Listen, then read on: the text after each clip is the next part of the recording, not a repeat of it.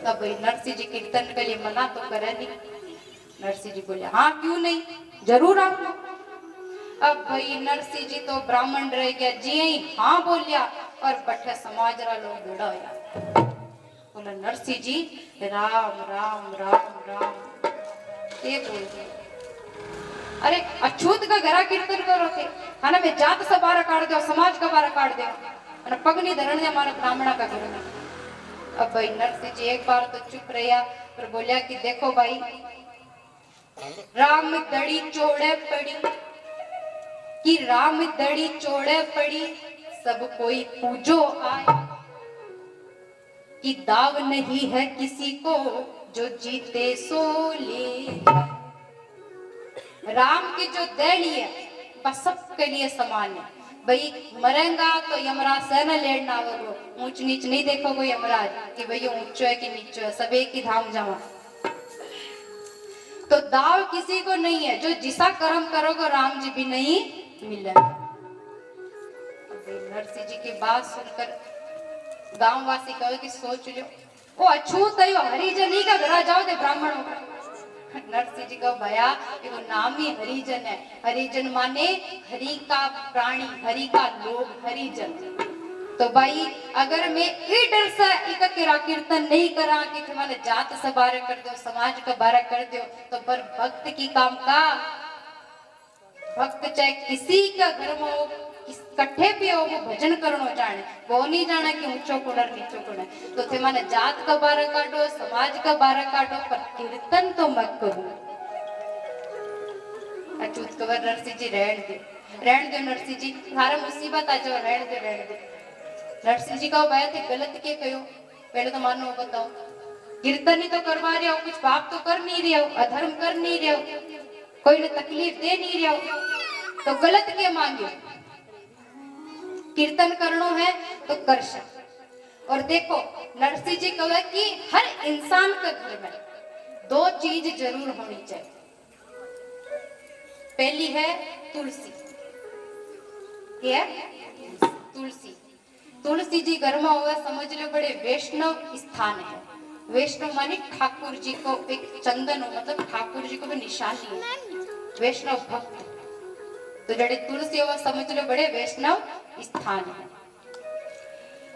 और आजकल तो देखो भाई बुरो मत मानियो, अधिकतर लोग करे, पर घर हो ना तो भी कबार काला मुंडा चिपका देवे गुटा, तो हमारा घर का नजर नहीं लागे, बड़े चोखा चोखा इंसाना को नहीं लागे, बट घरा की टेंशन लिया बुरा। तो संत कहे कि जी घर के आंगन में, ध्यान से सुनियो, चाहे टोट को समझ लो क्यों समझ लो, पर शिव पुराण में श्रीमद् भागवत कथा में सब में लिखेड़ी है कि जी घर का मायने तुलसी को पौधो ऐसा स्थान पर लगाओ कि आता जाता लोगा की नजर सबसे पहले तुलसी पे ही पड़े। तो थारे घर पर कोई कुछ कितना ही करवा ले, वो कदे पास हो ही नहीं सके, वो सदा फेल ही, कदे भी गरबा नजर नहीं मारे। अब ध्यान रखना, तो हर घर में, हर घर का आंगन में तुलसी होनी चाहिए। और दूसरी चीज है गंगा जल, कहते थोड़ो सो ही राखो पर राखो जो, गंगा जल और तुलसी ये दो चीजा सदा राखी। तो अछूत करो ठीक है, फिर कद करो, बोले कद के करा भया आज ही कर लियो, बताओ मारा तो कोई समय नहीं, कोई भगत नहीं थे, बताओ कद करवाणो। तो भाई दिन डिसाइड करियो और अछूत आपका घर आप तैयारी करे कीर्तन की। अब भाई कीर्तन को दिन आयो, तो जितना भी कीर्तन का खिलाफ था वह तो सारा ही था, एक दोनों छोड़कर, तो सब आपका घर में बैठ गया और दरवाजा बंद, ताकि कीर्तन की आवाज भी नहीं सुना माने। अछूत का घर को कीर्तन है। अब भाई नरसिंह जी तो कीर्तन शुरू जय करियो, भाई खूब नाचे, खूब भजन गावे, राधे कृष्णा राधे कृष्णा राधे कृष्णा राधे कृष्णा। अब कीर्तन कद शुरू करियो, कीर्तन करता करता करता करता घणो टाइम बीत रही। अब भाई जो बोले जो गाविन पानी तो चाहिए, हाँ तो इंसान ही गड़ो सुखे। तो अच्युत बिचारो हाथ जोड़ विनती करे, हे ठाकुर मैं मारा आस पानी नहीं पिया सकानी, मैं करा के कोई पानी पिया पाड़ो को नहीं भाई भी करा के, हे ठाकुर जी लाज राखियो। मैं भजन करण री बात करी, जद गांव वाला न समाज के बारे काटन न होगा भाई, मैं पानी गलती से भी पिया दी तो के आना फांसी दे दे भाई, मैं कई करा भाई। अच्युत बेचारो हाथ जोड़ भगवान से विनती करे। श्री कृष्णा, मैं उमाश्री मिश्रा, आप सभी को मेरी तरफ से जय श्री श्याम। मैं राजस्थान की रहने वाली हूँ, परंतु वृंदावन में मेरा रहवास हो गया है।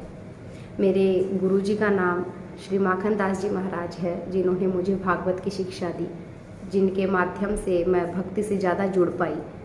वैसे तो शुरुआत से ही भक्ति में रुचि थी, क्योंकि परिवार का माहौल ही ऐसा था, परंतु अब ज़्यादा रुझान हो गया है, तो मैंने ये निश्चय किया है कि मैं इसी में अब आगे कार्य करूँगी। कहाँ कर चुके हैं अभी तक आप भागवत या श्रीमद् भागवत? मैं आगरा में, शमशाबाद में, सीकर में, यहाँ पर कर चुकी हूँ। अभी नेक्स्ट कहाँ है आपका? नेक्स्ट अभी खाटू श्याम जी में बाबा का जन्मदिन आने वाला है कार्तिक महीने में, तो उसकी तैयारी चल रही है। कुछ भजन निकलेंगे, एल्बम्स, तो उसकी तैयारी में है। कितने एल्बम्स निकाल चुके हैं आप? किस पे आधारित है? अभी तक क्या प्रेरणा मैं स्रोत है? 3 एल्बम्स निकाल चुकी हूँ, जिसमें एक श्री राम जी का है और 2 श्याम बाबा के हैं, जो SCI कंपनी से है एक, और एक अम्बे भक्ति चैनल से है। किन के द्वारा लिखे गए हैं और किन के द्वारा गाए गए हैं वो एल्बम आपके? एक भजन ब्रिजेश जी महाराज द्वारा लिखा गया है, एक मोहित जी द्वारा, और एक कन्हैया मित्तल जी का पुराना भजन है जो मैंने रीमेक निकाला था।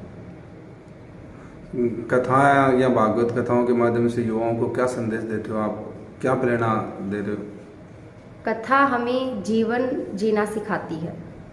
इंसान तो हर घर में पैदा होते हैं, पर इंसानियत नहीं होती है, तो कथा हमें इंसानियत सिखाती है, और हमें ये सिखाती है कि ये सारी सृष्टि भगवान के अनुरूप है। उनकी मर्जी के बिना एक पत्ता भी नहीं हिल सकता है। इसीलिए प्रथम श्लोक में कहा गया है, सच्चिदानंद रूपाय विश्वोत्पत्त्यादि हेतवे तापत्रय विनाशाय श्री कृष्णाय वयं नमः। सच्चिदानंद रूपाय का अर्थ होता है सत, मतलब सत्य, चित और आनंद। तो सत्य भगवान है, क्योंकि भगवान सृष्टि नहीं थी तब भी थे, सृष्टि है तब भी है, और सृष्टि नहीं रहेगी तब भी रहेंगे। तो सत्य भगवान है।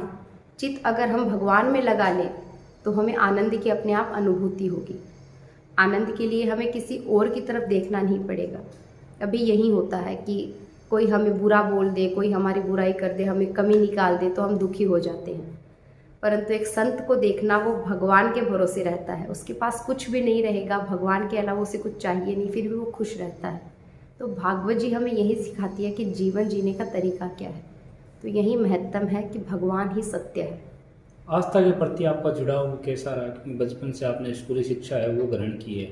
हाँ, आस्था के प्रति कैसा लगाव आया आपके अंदर, क्योंकि आज आप भागवत कथा है वो कर? आस्था में देखिए, बचपन से ही हमारे घर में पूजा पाठ हमेशा होते हैं, परंतु ये सवाल आपका सही है कि पता कैसे चला कि इस दिशा में चलना है। तो जब मैंने अपनी पढ़ाई पूरी की स्कूल की, उसके बाद जब मैं कॉलेज में आई तो मैं कभी कॉलेज नहीं गई। मैंने सिर्फ एडमिशन लिया और मैंने एग्ज़ाम्स दिए। उसके बाद मैंने घर में ही रहकर अध्ययन शुरू किया श्रीमद् भागवत जी का। फिर मेरे गुरुजी से मुलाकात हुई, उनका आशीर्वाद मिला, और जैसे जैसे हम आध्यात्मिक शिक्षाओं से जुड़ते हैं वैसे वैसे ठाकुर जी से अपने आप प्रेम बढ़ता ही है। और ये बात सत्य है कि अगर हम किसी आध्यात्मिक चीज़ से जुड़ेंगे, भगवान से जुड़ेंगे, तो भक्ति बढ़ती है, कभी घटती नहीं है। तो भक्ति में धीरे धीरे गुरु कृपा से और भगवान की कृपा से बढ़ोतरी होती रही। जहाँ एक और युवा सरकारी नौकरियों के पीछे भागते, आप उनको छोड़ते हुए आस्था में अपना रुझान है वो दिखाया, इसके लिए कुछ बताइए आप। देखिए, सबकी अपनी अपनी सोच होती है। मैं ये नहीं कहूँगी कि सरकारी जॉब की तैयारी मत करो, इंजीनियर मत बनो, डॉक्टर मत बनो। अगर सब इन्हीं कामों को छोड़ देंगे तो भारत आगे नहीं बढ़ेगा। हर कार्य करो, परंतु हर फील्ड में रहकर हमें भगवान को याद रखना चाहिए। हम ये नहीं बोल सकते कि भगवान नहीं है, क्योंकि आजकल के कई युवा ये बोलते हुए नज़र आते हैं कि भगवान कुछ नहीं है, सब होता है वो कर्मों का फल है। हाँ, ये सत्य है, कर्मों का फल है, पर भगवान होते हैं, क्योंकि सृष्टि बनाने वाला भी कोई है, सबके ऊपर भी कोई है। और भगवान ने धर्म बनाया है ताकि हम धर्म पर जब चले तो हमारे कोई कर्म गलत ना हो। तो इसीलिए धर्म इसीलिए कर्म से ऊपर है, बड़ा है। आपका बचपन से नवलगढ़ से काफ़ी जुड़ाव रहा है, क्योंकि आपने एजुकेशन स्कूल शिक्षा नवलगढ़ से ही ली है। हाँ, मेरा जन्म स्थान भी है। सनातन धर्म के प्रचार प्रसार के लिए क्या कर रहे हो आप? सनातन धर्म के प्रचार प्रसार के लिए मैं कथाएं करूँगी। जितने लोग आएंगे मैं उनको यही कहूँगी कि बच्चों को साथ लेकर आए, क्योंकि कथाओं में जब हम देखते हैं तो जो युवा होते हैं वो कम आते हैं, बच्चे भी कम आते हैं, लेकिन जो वृद्ध अवस्था में हैं या फिर जो गृहस्थी की महिलाएं हैं वो ज़्यादा आती है। तो मैं उनको ये कहना चाहूँगी कि बच्चों को साथ लेकर आए, क्योंकि जिस संगत को लेकर बच्चे जुड़े रहेंगे, जिस संगत में बैठेंगे, उसका प्रभाव उन पर पड़ेगा। क्योंकि हम बच्चों को देखते हैं आजकल छोटे छोटे बच्चे अपशब्द बोलते हैं, तो वो गलत है। इन सब चीज़ों की शुरुआत इसीलिए हो रही है क्योंकि संस्कृति पिछड़ रही है, सनातन धर्म पिछड़ रहा है।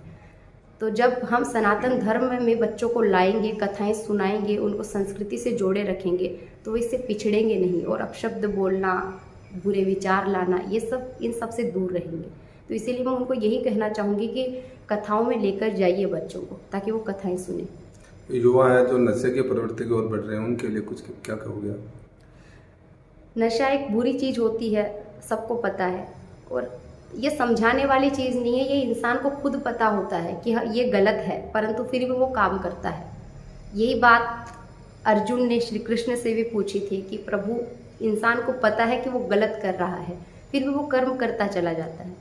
तब भगवान का उत्तर यही था कि इंसान का काम और क्रोध उसके सोचने की क्षमता को ढक देता है, वो सोच नहीं पाता।